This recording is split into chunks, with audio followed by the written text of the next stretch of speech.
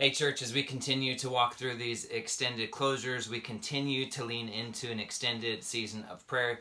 Just as last Sunday during our time together studying God's Word, I challenged you to continue to grow in your dependence upon God. And that's the posture of prayer, is a posture of dependence.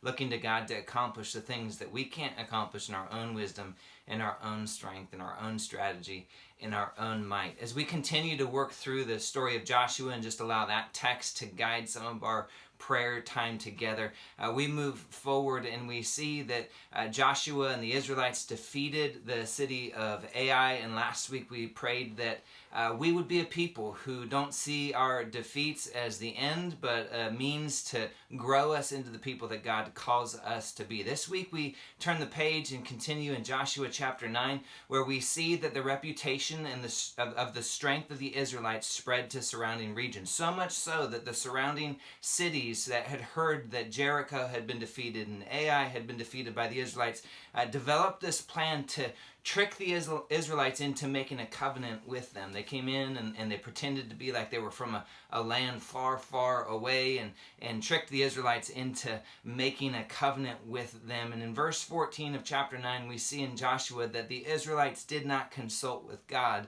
before they made this covenant with these people. And these people tricked them into this peacetime when God had called the Israelites into a season of wartime and stepping into the promise that God had made to Abraham so many years earlier. And here's the truth, that we oftentimes make plans without first consulting God. That we live in such a fast-paced culture, and while that fast-paced pace has certainly slowed down over the course of these last few weeks, we still live in a constant culture that demands answers and responses and opinions and insights in real time. And the reality is we as God's people should first consult God before we step into any plans or any decisions, or before we step into the strategy or the planning. And I want us, and would encourage you this week, to be a people that seek first God, that ask Him for wisdom. The Israelites would have been had relief from a whole lot of trouble had they consulted God first, asking Him for wisdom. You see, wisdom is knowledge applied.